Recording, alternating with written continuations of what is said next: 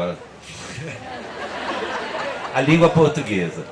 Eu acho que toda língua é uma matéria-prima e que, na verdade, o uso dela é que nem um lápis, né? O que interessa é o uso que você faz com ele, o desenho que você vai fazer.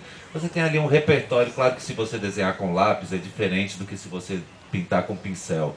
Assim como se você falar em português é diferente do que se você falar em alemão.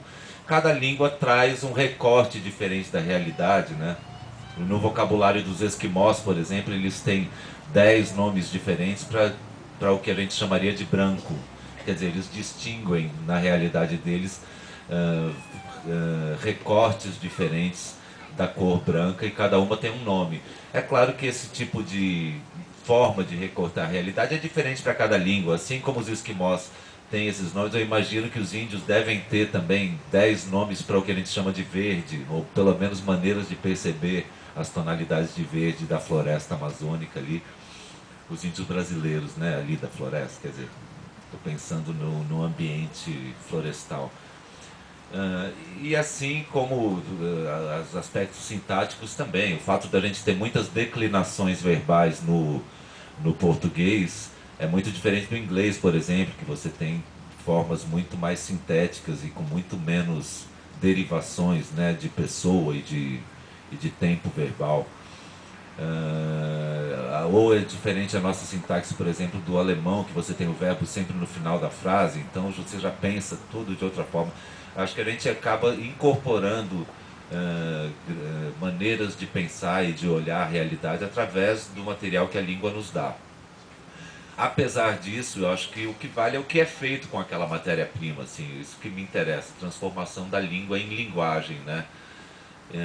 Acho que as pessoas, por exemplo, tem gente que acredita muito nas limitações da língua, como eu me lembro quando a gente quando eu fazia parte dos Titãs, a gente fazia parte, né, do rock nacional dos anos 80, existia essa questão, mas o português não se presta a fazer rock and roll, o rock and roll tem que ser em inglês, não sei o quê, fica meio ridículo rock em português, e a gente provou que não, quer dizer, muita gente provou antes da gente também, a gente tem rock no Brasil desde os anos 60 ali, com a Jovem Guarda, com Mutantes, com Rita Lee, com Raul Seixas, com uma série de pessoas que vinham. Mas nos anos 80 essa questão sempre voltava, assim, se você acha que dá para fazer rock em português, e claro que dá, você amolda, né, a língua em função do uso que você quer fazer dela.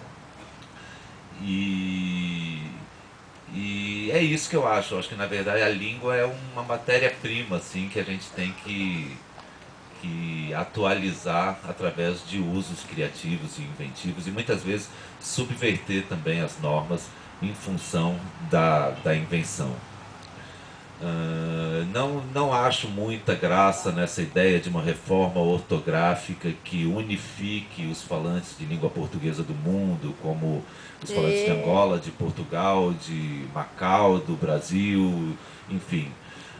Eu acho que é natural que haja diferenças entre a mesma língua que se desenvolveu diferentemente em diferentes partes do mundo.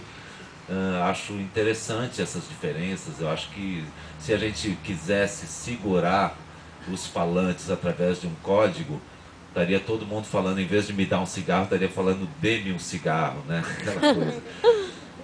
Eu acho que os falantes é que fazem a língua, né? O Haroldo de Campos tem essa expressão no meio do Galáxia, o povo é o inventa-línguas, que é uma expressão bacana. Se a gente acreditasse nessa coisa mais estática da língua e não na dinâmica dos falantes, criando, né, a língua a cada dia e pensasse mais nas normas, a gente não teria o francês, o italiano, o português, estaríamos todos falando latim, né? São derivações de uma mesma língua-mãe que foram se tornando outras línguas através de uso em regiões diferentes do mundo.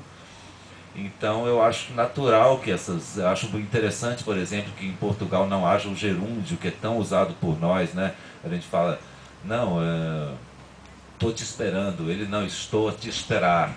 Eles não dizem esse esperando, esse verbo no gerúndio, para eles não é usado.